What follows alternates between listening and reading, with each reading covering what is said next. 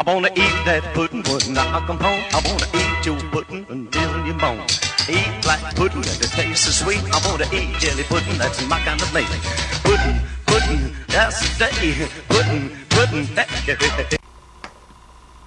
To 99, a TV empire broadcasting network rocked by scandal. A pack of lies, and I can prove it. A lawsuit charging gay sex, house money, and cover-up, all with a North Texas connection. Most of you don't even know what's going on. You will. Watch Richard Ray's exclusive report tonight at 9 on the news station, Fox 4. It's coming up, trouble at Trinity Broadcast Network.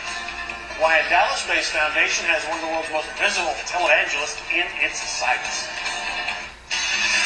Broadcasting live for Dallas, Fort Worth, and all North Texas, the news station. This is Fox 4 News at 9. Scandal is swirling now around the world's largest religious broadcaster after a lawsuit alleging homosexual misconduct against its founders surfaced last month. A scandal that has its roots here in Texas, and Fox 4's Richard Ray has more. Rich? Trinity Broadcasting Network is headquartered in Southern California, but has a major operation here in North Texas. Earlier this month, it canceled plans for its semi-annual live telethon, opting instead to run a best-of, all-on-tape version. It is the latest move that may have fans of founders Paul and Jan Crouch wondering what's going on. Well, lots. Your Trinity Broadcasting Network, in spite of some of the crap you read in the newspapers, is alive and well. Obviously, something's amiss, but longtime viewers may be asking what. I'm not even going to dignify it with what it's all about. Sometimes calmly, but increasingly with anger, Dr. Paul Crouch rails at unspecified charges against him. Most of them are a pack of lies right out of the pit of hell. And I can prove it. It's the work of the devil, Crouch tells his huge audience. You burn in hell for eternity. And a few measly dollars you might think that you're not going to get it, by the way.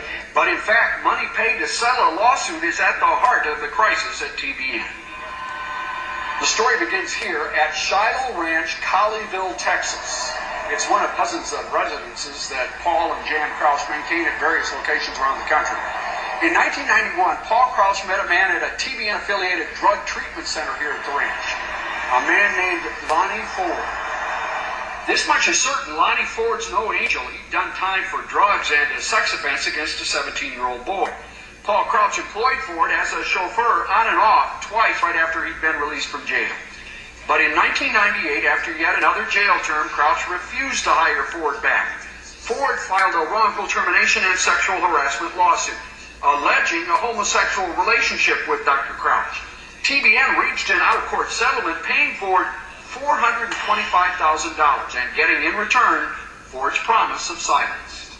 Our concern is the $425,000. The ministry vigorously attempted to hide that expenditure for 6 years. Get out of God's way! Wall Watchers, a Christian advocate group based in North Carolina, has put out a donor alert telling people to stop sending money to TBN. But the question of where the money came from was out there, and the fact that it's been paid at all is certainly inappropriate, and the fact that they attempted to cover it up is also of grave concern. How long have you and Sally been here? Paul Crouch is not talking to reporters, but TBN has released a statement addressing what it called Ford's dishonest, false, and scandalous claims. TBN admits paying Ford, but explains this course of action was deemed less expensive and would avoid the bad publicity. Here's where it gets even messier. Let me read directly from the TBN statement. In violation of his agreement, that's Ford's silence agreement, and in an attempt to extract more money from TBN and Dr. Crouch, in late 2003, the accuser, again that's Lonnie Ford, threatened to shop an autobiographical manuscript to the media, should TBN and Dr. Crouch not agree to buy the manuscript for an exorbitant amount of money. Ford's attorney claims that TBN's attorney initially suggested $1 million, but when he countered that Ford wanted $10 million, the negotiations broke off.